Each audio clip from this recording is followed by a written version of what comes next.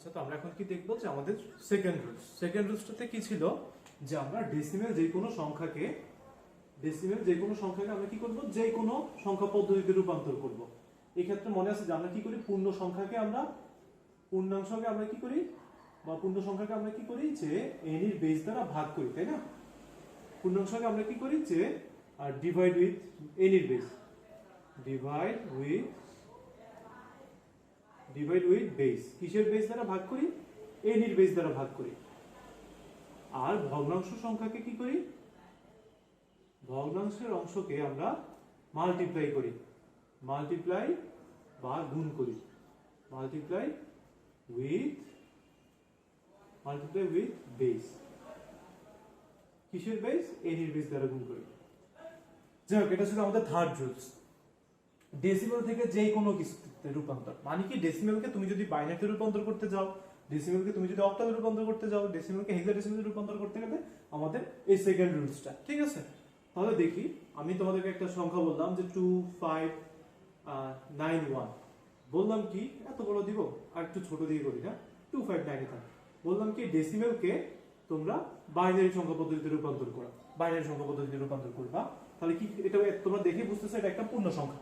তাহলে পূর্ণ সংখ্যাকে কি করবা, আগে 259 এটাকে n এর বেস দ্বারা ভাগ করবা। এখানে n এর বেস কত? ডেসিমেল টু n, এখানে দেখো n তে আছে 2, তার মানে আমরা 2 দ্বারা ভাগ করব। তো দেখো 259 কে যদি আমরা 2 দ্বারা ভাগ করি, ভাগফল কত হয়? 1 1 2 9, ভাগফল হচ্ছে কত? 1 to 9। আর দেখবা যে ভাগশেষ কত হয়? ভাগশেষ 1 হয়। তো 1 to 9 কে আবার যদি তোমরা 2 দ্বারা ভাগ করো, তাহলে কত হয়?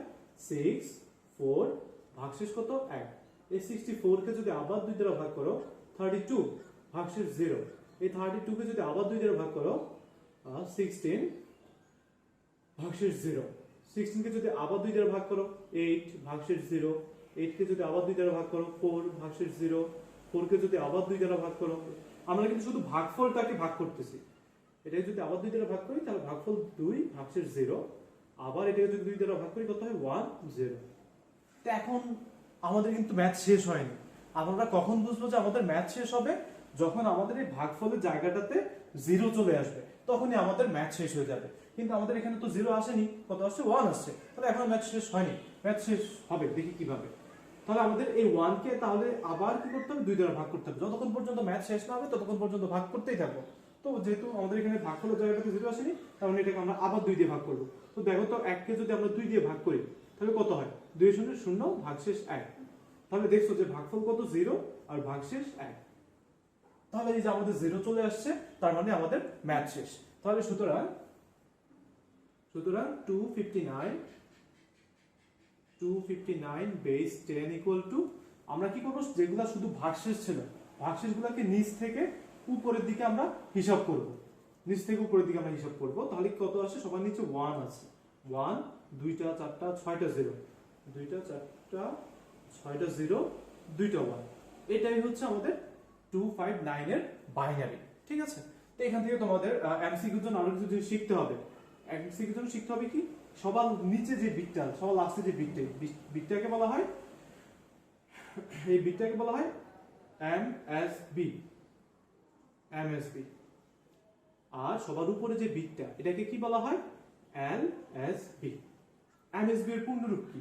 এমএসবি এর পূর্ণরূপ হচ্ছে মোস্ট, এগুলো তোমাদের এমসিকিউর জন্য লাগবে। মোস্ট সিগনিফিক্যান্ট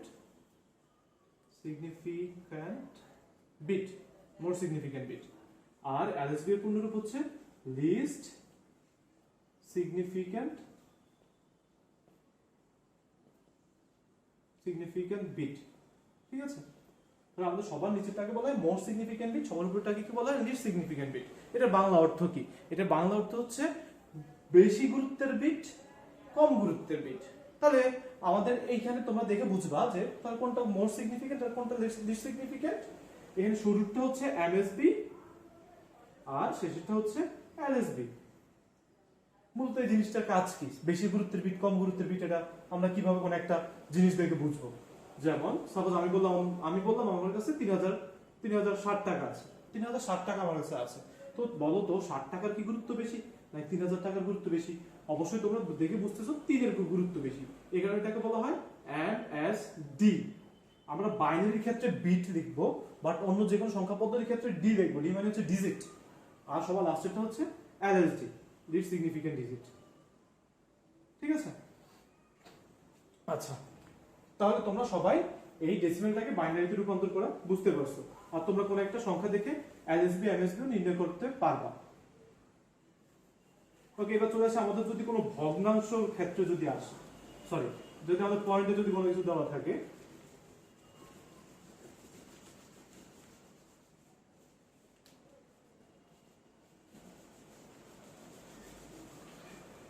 আমাদের যদি পয়েন্টে যদি দেওয়া থাকে, আমি বললাম হচ্ছে তোমাদের সাপোজ 1 কত 159.37 বললাম কি এই ডেসিমেলটাকে তোমরা বাইনারিতে রূপান্তর করো, তাহলে দেখছি যে পয়েন্টে আছে।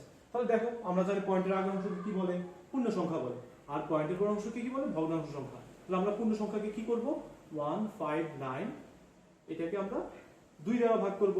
এটা থেকে যদি 2 দিয়ে ভাগ করি কত হয়, 7 গুণে 14 আর 1 8 গুণে 18 9 79 ভাগশেষ হচ্ছে 1। দেন এটাকে ভাগফলকে আবার 2 দ্বারা ভাগ করি কত হয়, 3 9 ভাগশেষ 1।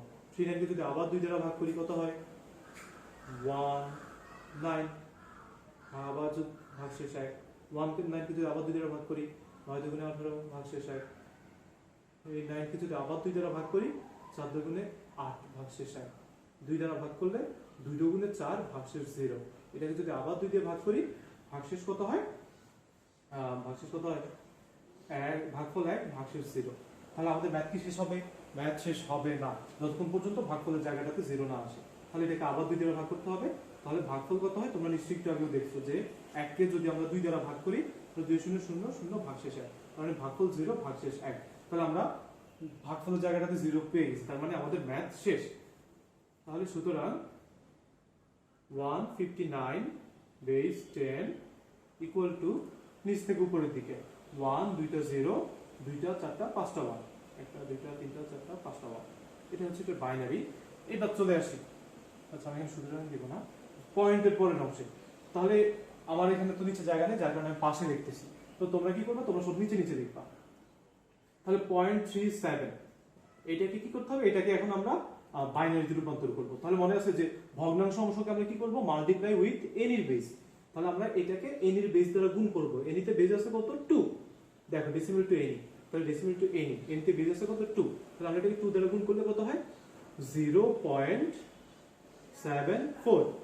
এই 0.74 কে আবার যদি 2 দ্বারা গুণ করো কত হয়, 1.4, 0.74 into 2, হ্যাঁ 1.48। শুধু পয়েন্টের পরের অংশ থাকে 0.48 into 2, তাহলে কত হয়, তাহলে আমাদের 0.96 আবার 0.96 into 2, তাহলে কত হয় 1.92। এইভাবে এটা যখন এটা এইভাবে এটাকে দেখো কন্টিনিউয়াসলি এটা চলতে থাকবে, আবার 0.92 into 2, তখন আবার আমরা আরেকটা পাবো। এইভাবে এটা কি যখন দেখবে এটা কন্টিনিউয়াসলি চলতে থাকে, যদি কন্টিনিউয়াসলি যদি চলতে থাকে তখন আমরা কি করব, dot dot dot dot dot দিয়ে দিব। যেমন দেখো এখানে আমাদের 0.92 আবার 2 দ্বারা গুণ যায়, তো এইভাবে আমরা কতক্ষণ করব, আমাদের এক্সামের টাইম শেষ হয়ে যাবে। যাই হোক, তাহলে আমরা কি করব যে এইভাবে আমরা 4 থেকে 5 বার করে তারপর নিচে ডট ডট ডট দিয়ে দিব। ঠিক আছে? তাহলে 0.37 বেস 10 ইকুয়াল টু, এখানে আমরা কি করব, যে পয়েন্টের আগের গুলা উপর থেকে নিচের দিকে নিয়ে আসব। তাহলে আমরা যদি উপর থেকে যদি নিচের দিকে যদি নিয়ে আসি তাহলে কি থাকে, পয়েন্ট দিব 0 1 0 1 আর ডট ডট ডট ডট, মানে এটা আরো চলতে থাকবে। তাহলে আমরা সবাই এটা বুঝতে পেরেছি, ওকে। তাহলে অ্যানসারটা আমরা কিভাবে লিখবো, মনে হয় তোমরা এখানে রিফ্লেক্টর জন্য দেখতে পাচ্ছ না, তাই আমি অ্যানসারটা এখানে লিখে দিই। তাহলে আমরা অ্যানসারটা কিভাবে লিখবো, অ্যান্সারটা লিখবো হচ্ছে সুতরাং 159.37 বেস 10 ইকুয়াল টু কত?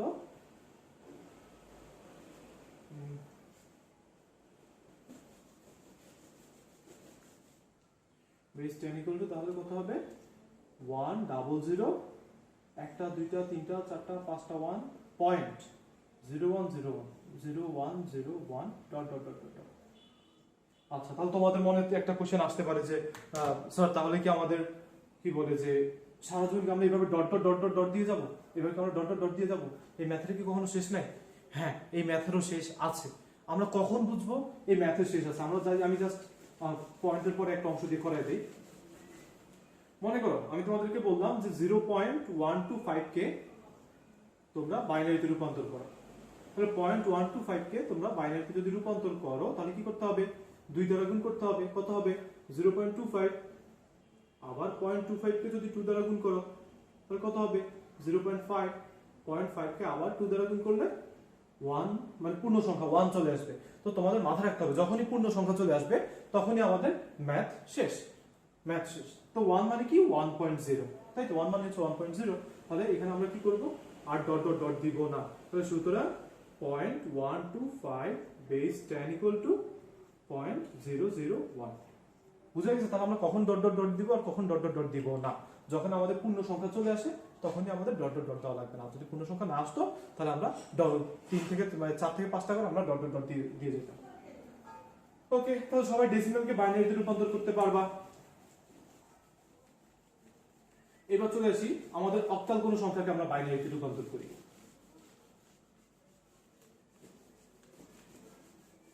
অক্টাল কোন সংখ্যাকে আমরা বাইনারিতে রূপান্তর করি।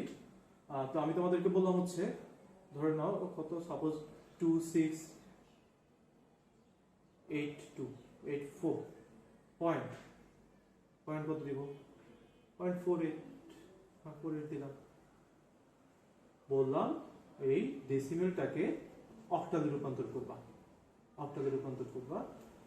তাহলে আমাদের কি করতে হবে? পয়েন্টের আগে পূর্ণ সংখ্যাকে 2684 এটাকে আমরা n এর বেস দ্বারা ভাগ করব। n এর বেস দ্বারা কত? 8 দ্বারা ভাগ করব।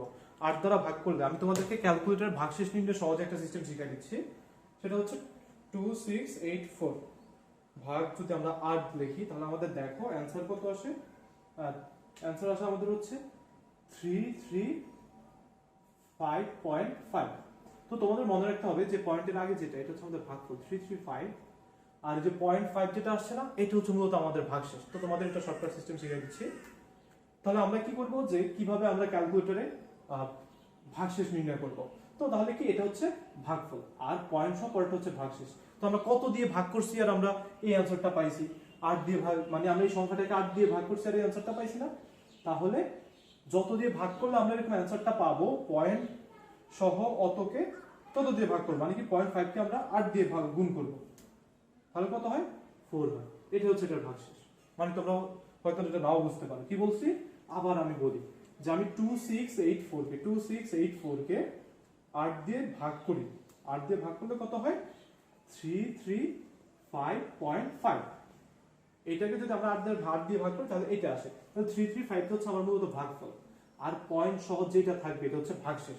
তাহলে কত দিয়ে ভাগ করছি আমরা? এখানে 8 দিয়ে ভাগ করছি। তাহলে যত দিয়ে ভাগ করছি আমরা 0.5 কে তত দিয়ে গুণ করব। তাহলে 0.5 কে যদি তত দিয়ে গুণ করি তাহলে কত আসে? 4। তো তোমরা হাতে কলমে করে দেখবে এইভাবে মূলত 4 মানে ভাগশেষটা 4 চলে আসবে। এবার 335 কে আমরা আবার 8 দ্বারা ভাগ করি। কত হয়? 335 ভাগ 8 কত হয়?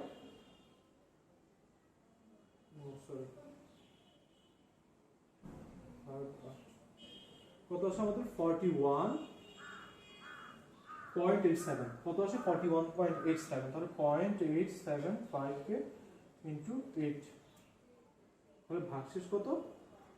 7। ভাগশেষ 7। আচ্ছা, দেন এই 41 কে আবার আমরা 8 দিয়ে ভাগ করি। তাহলে কত? আমাদের 5 8 40। ভাগশেষ 1। ভাগফলের জায়গায় কিন্তু 0 আসেনি, তার মানে এটা আবার ভাগ যাবে। তাহলে দেখো 5 কে 8 দিয়ে ভাগ যায়, 5 8 দিয়ে 5 কে আমাদের 8 দিয়ে ভাগ করতে হবে। দেখো 0 0, ভাগশেষ কত? 5। তাহলে ভাগফলের জায়গাটাতে 0, ভাগশেষের জায়গাটাতে 5। তাহলে 2684 বেস 10 ইকুয়াল টু কত 5174 5174 এটি হচ্ছে আমাদের ডেসিমেলকে অক্টালে রূপান্তর। সবাই বুঝতে পারছো? এবার চলে আসি 0.48। তাহলে 0.48 কে আমাদের কত দিয়ে গুণ করতে হবে?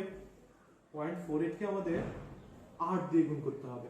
তাহলে 0.48 ইনটু 8 এর নির্বিচারে দ্বারা গুণ করতে হবে। তোমরা দেখে আসছো ইকুয়াল টু কত আসে 3.84 3.84। আবার 0.84 কে 8 দিয়ে গুণ করো। 0.84 ইনটু 8 6.72 6.72 আবার 0.72 ইনটু 8 0.72 ইনটু 8 5.76।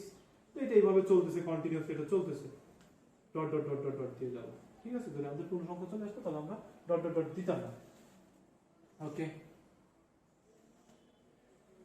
তাহলে 0.48 ইকুয়াল টু আমরা কত পেয়েছি? 0.48 ইকুয়াল টু আমরা পেয়েছি হচ্ছে 0.365 dot dot dot dot dot base 8। তাহলে সুতরাং 2684.48 বেস 10 ইকুয়াল টু কত? যে 5174.365 dot dot dot dot base 8। ঠিক আছে, তাহলে এইভাবে আমরা কি করতে পারি? একটা অক্টাল সংখ্যাকে আমরা একটা ডেসিমাল সংখ্যাকে আমরা এইভাবে অক্টালে রূপান্তর করে ফেলতে পারি। তাহলে তোমরা সবাই অক্টালে রূপান্তরটা পারবা। এবার চলে আমরা কোনো একটা হেক্সাডেসিমাল সংখ্যাকে রূপান্তর করি।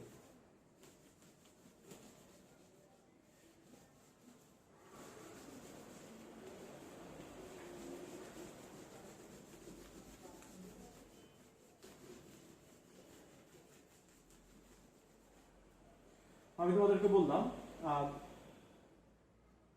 4937 পয়েন্ট, এত বড় দিকে দেই পয়েন্ট কত 0.762। বললাম কি এই ডেসিমেলকে হেক্সাডেসিমেলে রূপান্তর করা, তাহলে কি করতে হবে? ডেসিমেল থেকে যে কোনো কিছুতে গেলে পূর্ণ সংখ্যা কত 4937, এটাকে কত দিয়ে ভাগ করতে হবে? এই নির্বেশ দ্বারা ভাগ করতে হবে, অর্থাৎ 16 দ্বারা ভাগ করতে হবে। তাহলে আমরা 16 দ্বারা যদি ভাগ করি 4937 ভাগ 16 কত হয়? 308। আমাদের ভাগফল আসছে হচ্ছে 308.5625। তাহলে 308 হচ্ছে আমাদের ভাগফল, আর 0.5625 হচ্ছে ভাগশেষ। তাহলে 0.5626 ইনটু, আচ্ছা আমাদের করে দেখি 4937 ভাগ 16। তাহলে আমরা কি পাইছি? যে 308.5625 তাহলে 0.5625 ইনটু 0.5625 না 25 ইনটু 16 কত আসছে? ভাগশেষ আসছে 9। আবার 308 কে যদি আমরা 16 দিয়ে ভাগ করি, 308 ভাগ 16 কত আসে? যে আমাদের 19.25। তাহলে 0.25 ইনটু 16 0.25 ইনটু 16 কত? 4। আবার 19 কে যদি আমরা 16 দিয়ে ভাগ করি, আচ্ছা আমি হয়তো এটা দেখাতে চাইনি, আমরা আর একটু বড় সাপোজ আচ্ছা মনে করো যে আমরা এখানে 37 না দিয়ে আমরা 39 দিই। 3 যদি 9 কি বলছে? আমরা এখানে 39 দিই। ঠিক আছে, যদি 39 দিই তাহলে দেখবো তোমাদের এখানে ভাগশেষ কত আসবে? 11 আসবে। 39 দিলে ভাগশেষ 11 আসবে। তাহলে 11 যদি আসে তাহলে আমরা এখানে ব্র্যাকেটে বি লিখে দেবো, যেহেতু আমাদের হেক্সাডেসিমেলে রূপান্তর আসছে। তারপরে 16 একে 16 ভাগশেষ 3। তারপর 16 কে 1 দিয়ে ভাগ করলে 1 কে 16 দিয়ে ভাগ করলে 0 ভাগশেষ 1। তাহলে আমরা 4939 বেস 10 কে 10 ইকুয়াল টু পাইছি 134b বেস 16। এবার চলে আসি 0.762 কে কত দ্বারা? 16 দ্বারা গুণ করব। 0.762 into 16 কত হয়? 12 0.192 0.192 into 16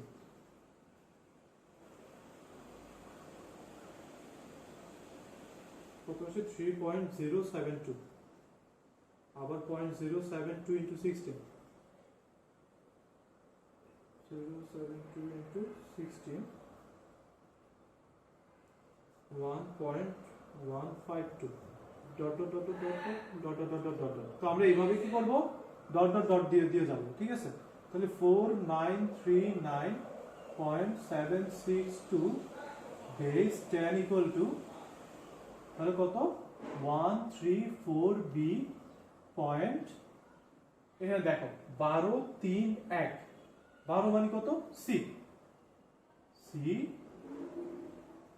3 1 আমরা এইভাবে হেক্সাডেসিমাল রূপান্তর করে ফেলতে পারবো তো আচ্ছা আমাদের আজকের মতো এতটুকুই যে আমাদের সেকেন্ড রুলসের মাধ্যমে আমরা কি করতে পারি ডেসিমাল থেকে যে কোনো কিছু আমরা এইভাবে রূপান্তর করে ফেলতে পারি ইনশাআল্লাহ আমরা থার্ড রুলসটা আমরা নেক্সট ক্লাসে দেখবো ওকে আচ্ছা